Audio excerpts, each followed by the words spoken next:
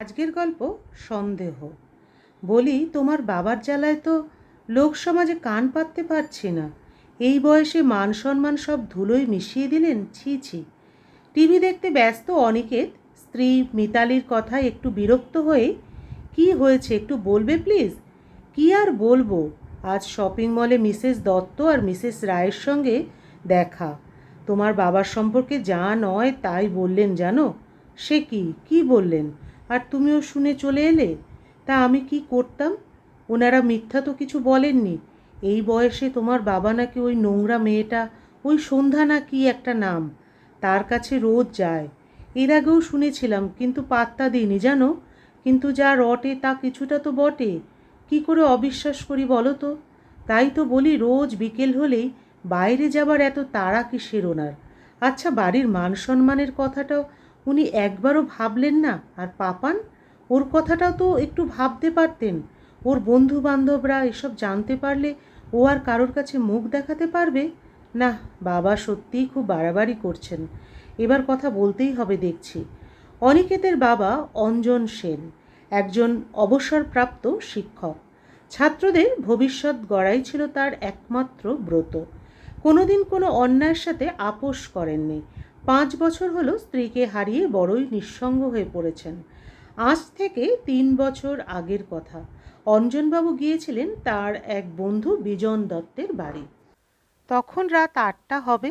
বিজনের বাড়ি থেকে বেরিয়ে অটো ধরবেন বলে দাঁড়িয়ে আছেন রাস্তার মোড়ে। হঠাৎ বৃষ্টি শুরু হওয়ায় রাস্তায় লোকজন একটু কমই ছিল। হঠাৎই চোখ পড়ল একটি মেয়ে, কত আর বয়স হবে, 27-28, ভিজে শাড়িতে দাঁড়িয়ে দাঁড়িয়ে কাঁপছে। মেয়েটার মুখের দিকে চোখ পড়তেই অঞ্জনবাবুর মনে হলো মেয়েটি তার দিকেই তাকিয়ে আছে, হয়তো কিছু বলতে চায়। কেমন যেন করুণ মুখখানা। কিছু বলবে? এত বৃষ্টিতে ছাতা না নিয়ে বেরিয়েছো কেন? হ্যাঁ বাবু, আসলে আমার মেয়ের কাল রাত থেকে খুব জ্বর। পয়সার অভাবে ডাক্তার দেখাতে পারিনি। এখন বেরিয়েছি কোনো ওষুধের দোকান থেকে যদি একটু ওষুধ জোগাড় করা যায় তাই। না হলে যে মেয়েটা আর বাঁচবে না বাবু। বলেই কেঁদে ফেলল মেয়েটি। কোথায় থাকো তুমি? আমার নাম সন্ধ্যা। বাবু থাকেই সামনেই নয়া বস্তিতে।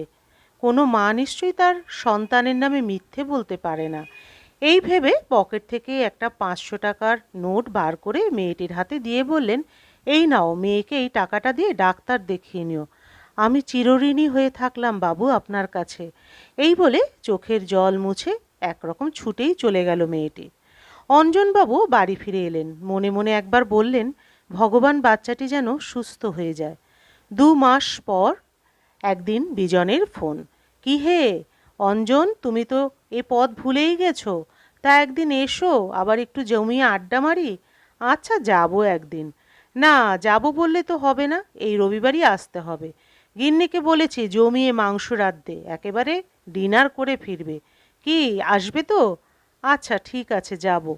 বিজনের কথা মতো রবিবার অঞ্জনবাবু গেলেন। সারা সন্ধ্যা জমিয়ে আড্ডা দিয়ে ডিনার সেরে ফিরতে একটু রাতই হলো। তা প্রায় 9:30 হবে। অটো ধরবেন বলে দাঁড়িয়ে আছেন। এমন সময়, বাবু ভালো আছেন বাবু? অঞ্জনের চিনতে অসুবিধা হলো না সন্ধ্যাকে। আরে তুমি, তোমার মেয়ে ঠিক আছে তো? একগাল হেসে, হ্যাঁ বাবু, এখন ভালো আছে। আপনি না থাকলে সেদিন বাঁচাতে পারতাম না মেয়েটাকে। কি বলে যে ধন্যবাদ দেব আপনাকে? আরে ঠিক আছে, এত ধন্যবাদ জানাতে হবে না। একটা অনুরোধ রাখবেন বাবু? কি বলো? আমার বাড়ি এই কাছেই, একবার যদি আসেন। আজ তো অনেক দেরি হয়ে গেছে, অন্য একদিন না হয়। 5 মিনিটের জন্য আসুন না বাবু, আমার মেয়েটাকে একটু আশীর্বাদ করে যাবেন। আচ্ছা চলো। খুব খুশি হয়ে সন্ধ্যা অঞ্জনবাবুকে নিয়ে গেল নিজের বাড়ি। বস্তির মধ্যে একটা টালির চালের ছোট্ট ঘর। চারিদিকে দৈন্যতার ছাপ স্পষ্ট, অথচ কী পরিপাটি। বাচ্চাটির বয়স বছর 7 হবে। কাছে ডাকতেই এসে প্রণাম করে বলল, তোমার কথা মার কাছে শুনেছি দাদু। কি নাম তোমার? রোশনি। বাচ্চাটিকে দেখেই কেমন যেন মায়া পড়ে গেল অঞ্জনবাবুর। আর তারপর থেকে এই নয়া বস্তিতে সন্ধ্যার ঘরে আসা যাওয়া শুরু হয় ওনার। দরিদ্র পরিবারে জন্ম হওয়ায় খুব ছোট বয়সেই বাবা বিয়ে দিয়েছিল সন্ধ্যার। স্বামী রাজমিস্ত্রির কাজ করত, কিন্তু বিয়ে সুখের হয়নি সন্ধ্যার। স্বামী আর শাশুড়ি অকথ্য অত্যাচার করতো ওর ওপর। বাবার কাছ থেকে টাকা নিয়ে আসার জন্য জোর করত। তারপর সন্ধ্যা জন্ম দেয় কন্যা সন্তানের। আদর করে মেয়ের নাম রেখেছিল রোশনি। ভেবেছিল নামের মতো মেয়ের সারা জীবন ভরে থাকবে আলোয়। কিন্তু তা আর হলো না। মেয়ে হওয়ার জন্য অত্যাচারের মাত্রা বাড়ল। অনেক সময় অন্য পুরুষদেরও রাতে ঘরে ঢুকিয়ে দেওয়া হতো শুধুমাত্র টাকার লোভে। একসময় অতিষ্ঠ হয়ে মেয়ের হাত ধরে বেরিয়ে পড়ে সন্ধ্যা। এসে ওঠে এই নয়া বস্তিতে, যেখানে অনেক মহিলাই নিজেদের শরীরের বিনিময়ে অর্থ রোজগার করে। তাই হয়তো অনেকেই ভাবে সন্ধ্যাও সেই রকমই কিছু করে। কিন্তু না, পাড়ার এক দিদির কাছে সেলাই শিখেছিল সে। একটা দর্জির দোকানে কাজ পেয়েছিল, ওই থেকেই চলতো মা মেয়ের পেট কোনো ক্রমে। কিন্তু বিধাতার বোধহয় তাতেও আপত্তি ছিল। মালিকের কুনজর পড়ায় সে কাজও গেল। এখন প্রায় অনাহারে দিন কাটে দুজনের। এরই মধ্যে মেয়ের জ্বর। আর তখনই দেবদূতের মতো ওদের জীবনে এসেছিলেন অঞ্জনবাবু। কি ব্যাপার বলো তো? এত রাত হয়ে গেল, বাবা তো এখনো ফিরলেন না। এবার থেকে কি সন্ধ্যার বাড়িতেও রাত কাটাবেন উনি? ছি ছি, সত্যি আজ কথা বলতেই হবে বাবার সঙ্গে। এভাবে চলতে পারে না। হঠাৎই কলিং বেলটা বেজে উঠল। ওই বোধহয় ফিরলেন, দাঁড়াও দেখছি। অনিকেত, তাড়াতাড়ি এদিকে এসো একবার, দেখো কি কাণ্ড। কি হয়েছেটা কি? আরে বাবা, কি হয়েছে তোমার?